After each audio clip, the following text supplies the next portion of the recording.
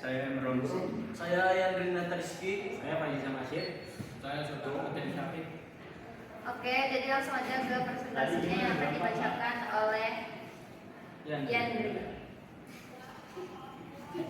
Ayo. Wih, gimana ini nggak pernah dicobain? Tiga. IPv4 address. IPv4 memiliki dua bagian, network, alamat jaringan, host, alamat perangkat, subnetting. Digunakan untuk membedakan network dan host. Flag ditulis seperti /24 menunjukkan jumlah bit network. Logika AND dipakai untuk menentukan network address dari IP subnetmask.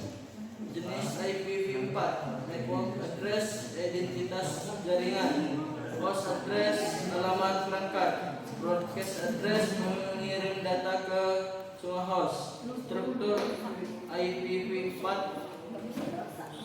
membantu komunikasi dan pembagian jaringan menjadi lebih teratur.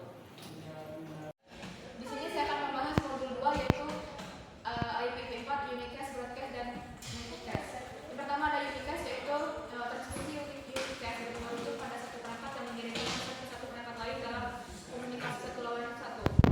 Paket unicast memiliki alamat IP tujuan yang merupakan alamat unicast yang ditujukan ke satu penerima. Kemudian itu ada siaran. Transmisi siaran mengacu pada perangkat yang mengirimkan pesan ke semua perangkat di jaringan dalam komunikasi satu ke semua. Paket siaran memiliki alamat IP tujuan dengan semua angka 1 dibagikan pos atau 32 bit per 1. Kemudian itu ada multicast yaitu transmisi multicast mengurangi lalu lintas dengan memungkinkan sebuah host mengirimkan satu paket ke sekumpulan host terpilih yang berlangganan bermulticast. Protokol routing seperti OSPF menggunakan transmisi multicast, misalnya router yang diaktifkan dengan OSPF berkomunikasi satu sama lain yang menggunakan alamat multicast. Kemudian itu ada aktivitas unicast, broadcast, atau multicast. Jadi itu kita klik host atau host yang akan menerima paket berdasarkan jenis alamat, unicast, broadcast, atau multicast. Sekian dari saya, terima kasih. Oke, di materi selanjutnya itu ada 11.3 types of IPv4 address. Oke, jadi yang pertama itu ada 11.3.1 public and private IPv4 address, di mana IPv4 address digunakan untuk mengidentifikasi perangkat dalam jaringan. IPv4 dibagi menjadi public IP dan private IP. Yang pertama itu public IPv4 address, yaitu public IPv4 address dapat digunakan dan dirutakan di internet. Setiap alamat harus unik agar tidak terjadi konflik dengan perangkat lain. Selanjutnya ada private IPv4 address, yaitu digunakan dalam jaringan lokal dan tidak dapat diakses langsung dari internet. RFC 1918 Private Address Block 10.0.0.0/8 172.16.0.0/12 192.168.0.0/16. Selanjutnya ada 11.3.2 routing to the internet. Karena private IPv4 address tidak dapat dirutakan ke internet, diperlukan proses penerjemahan halamat sebelum paket dikirim ke jaringan publik. Yang pertama itu ada NAT, yaitu Network Address Translation. NAT adalah proses mengubah private IPv4 address menjadi public IPv4 address agar perangkat dapat mengakses internet. Proses ini biasanya dilakukan oleh router. Selanjutnya ada DMZ atau Militarized Zone. DMZ adalah bagian jaringan yang berisi server atau layanan yang dapat diakses dari internet dan dipisahkan dari jaringan internal untuk meningkatkan keamanan. Selanjutnya ada 11.3.3 Activity Passport Block IPv4 address, yaitu aktivitas ini bertujuan melatih kemampuan membedakan alamat IPv4 yang termasuk public atau private. Selanjutnya ada 11.3 mohon maaf sebentar. Oke. Lanjut ke 11.3.4 yaitu Special as IPv4 address, yaitu selain public dan private address, terdapat alamat IPv4 khusus yang digunakan untuk keperluan tertentu, yaitu loopback address. Loopback address digunakan untuk menguji komunikasi jaringan pada perangkat itu sendiri. Misalnya network 127.0.0.0/8.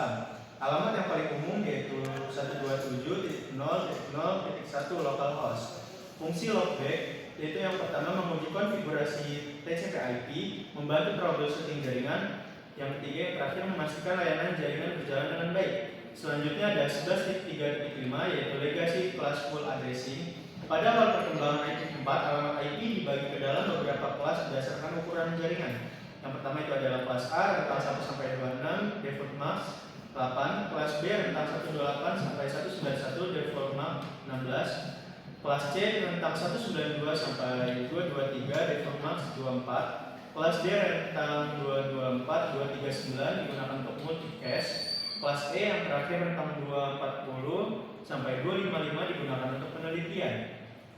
Selanjutnya ada 11.3.6 assignment of IP address. Alamat IPv4 dan IPv6 dikelola secara global agar tidak terjadi duplikasi alamat. Ada IANA Internet Assigned Numbers Authority. IANA bertugas mengelola dan mendistribusikan blok alamat IP ke berbagai wilayah dunia. Ada RIR yaitu Regional Internet Registries. Terdapat 5 organisasi RIR yaitu AFRINIC untuk Afrika, APNIC untuk Asia Pasifik, ARIN untuk Amerika Utara, LAPNIC untuk Amerika Latin dan Karibia, RIP-NCC untuk Eropa Timur, Tengah, dan Asia Tengah. Alur distribusi IANA, RIR, ISP, organisasi pengguna. Oke, sekian dari saya. Dan Baik, saya akan melanjutkan ke 11.4 yaitu network segmentation. Yang pertama ada broadcast domains and segmentation. Broadcast domain adalah kumpulan perangkat dalam satu jaringan yang menerima pesan broadcast. Jika satu perangkat mengirim broadcast, maka semua perangkat dalam jaringan tersebut akan menerima pesan itu pada jaringan yang besar. Terlalu banyak broadcast dapat membuat jaringan menjadi lambat. Oleh karena itu dilakukan segmentasi jaringan, yaitu membagi jaringan besar menjadi beberapa jaringan kecil menggunakan router, LAN atau subnetting. Dengan segmentasi, broadcast hanya berada pada jaringan tertentu sehingga performa jaringan menjadi lebih baik. Selanjutnya ada problems with large broadcast domains. Broadcast domains yang terlalu besar dapat menyebabkan berbagai masalah jaringan. Semakin banyak perangkat dalam satu jaringan, semakin banyak pula traffic broadcast yang terjadi. Lalu ada reason for segmenting networks, yaitu segmentasi jaringan dilakukan untuk meningkatkan efisiensi dan keamanan jaringan. Dengan segmentasi, traffic broadcast dapat dikurangi sehingga jaringan menjadi lebih cepat dan stabil. Oke, selanjutnya akan dilanjutkan oleh Selanjutnya saya akan melanjutkan di poin 11.5.1. Kita masuk mengenai subnet octet boundary, di mana ini adalah teknik subnetting yang paling berdasar, di mana kita meminjam bit tepat pada batas octet. Contohnya seperti prefix 128, 124, 116. Ini mudah dipahami karena udahnya langsung terjadi per blok 8 bit tanpa perlu menghitung sisa bit di dalam octet. Selanjutnya di poin 11.5.2 kita belajar subnet with octet boundary. Di sini tolongnya sedikit meningkat karena melakukan subnetting di dalam batas octet menggunakan prefix seperti 125, 126, 127, seterusnya sampai seterusnya. Ini tujuannya sangat penting, yaitu agar alokasi IP address lebih efisien dan tidak ada intervensi di belakang. Lalu kemudian ada subnet mask, di mana di sini mengatakan bagi pemahaman kita tentang fungsi dasar subnet mask, yaitu bagaimana sebuah mask bekerja untuk memisahkan mana porsi yang lebih menjadi bagian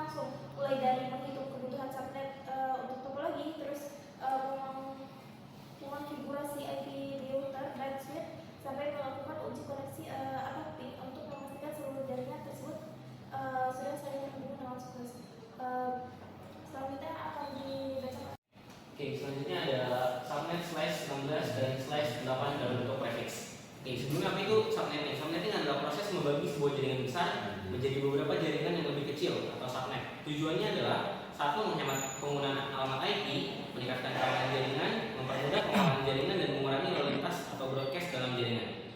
IPv4 terdapat 32 bit alamat yang dibagi menjadi network ID dan host ID. Contohnya pada IP address 172.16.0/16, traffic /16 berarti 16 bit pertama digunakan sebagai network ID dan 16 bit sisanya sebagai host ID. Sebagai contoh, jika kita memiliki jaringan awal berupa 172.16.0/16 dengan subnet max 255.255.0.0, jumlah bit yang kita miliki adalah 32 dikurang 16, yang hasilnya adalah 16 bit. Jumlah host yang tersedia adalah 2 pangkat 16 dikurang 2, yang hasilnya adalah 65.534 host. Jika kita meminjam 8 bit host untuk subnet, traffic baru menjadi /24. Jumlah subnetnya 2 pangkat 8, yang hasil subnetnya adalah 256 subnet. Sementara jumlah host per subnet adalah 2 pangkat 8 dikurang 2, yaitu 254 host. Selanjutnya ada subnet across multiple octets. Biasanya subnetting hanya terjadi pada suatu octet, namun pada jaringan besar, subnetting dapat melewati lebih dari satu octet. Contohnya, pada IP 10.0.0/8 menjadi /18 dalam bentuk biner /8 dan /18. Perhatikan bahwa bit subnet berada pada oktet kedua, sebagian pada oktet ketiga. Inilah yang disebut subnet across multiple octets. Calculate the subnet max. Subnet max menunjukkan bagian IP network dan host dari suatu alamat IP. Contoh kontroversinya adalah /16 yang memiliki subnet max 255.255.0.0 sampai /24 yang memiliki subnet 255.255.255.0. Sekian dari saya, akan lanjutkan. Selanjutnya di sini subchat 11.7 subnet requirement. Ini membahas cara membuat subnet sesuai kebutuhan jaringan. Yang pertama 11.7.7 1. Subnet private versus public IPv4 address space. Private IP dipakai di jaringan lokal atau internal dan nggak bisa langsung diakses. Contoh private IP yaitu 10.0.0.172.16.0.192.0.0.0. Public IP dipakai untuk komunikasi di internet dan harus unik dan global. 11.72 minimize use host IP address and maximize throughput. Tujuan subnetting adalah mengurangi pemrosesan alamat IP buat naik subnet. Milih host subnet harus menggunakan host yang diperlukan. Contohnya, jika hanya butuh 30 host, jangan pakai subnet besar /24. Lebih efisien pakai /27 karena cukup untuk 30 host. Selanjutnya 11.73 example efisien IPv4 subnetting. Contoh pembagian jaringan agar efisien yaitu tentukan jumlah host, tentukan subnet mask, hitung network address, broadcast range host. Fokusnya adalah IP gak lubang banyak dan semua host terpenuhi. Selanjutnya ada 11.8 yaitu VLSM. 11.8.1 video VLSM maxi.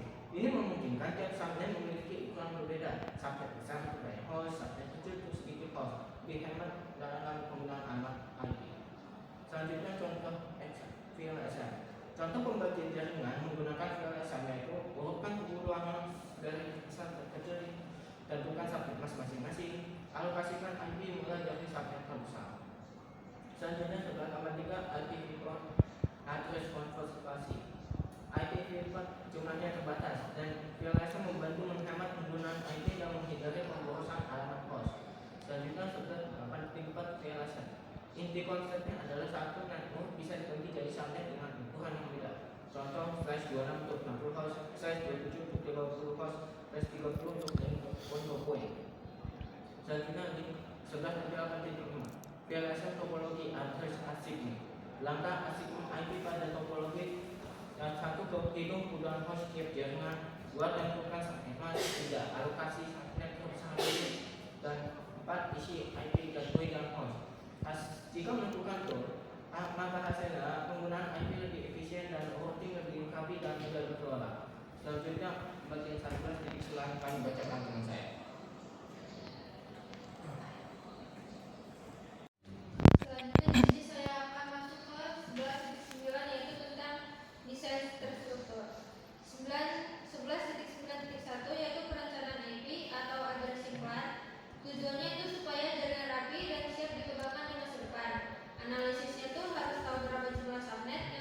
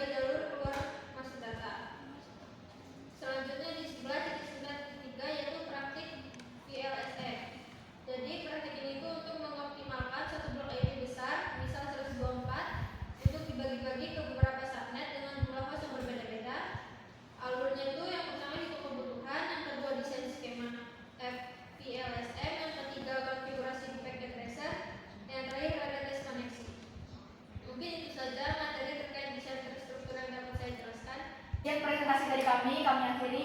Wassalamualaikum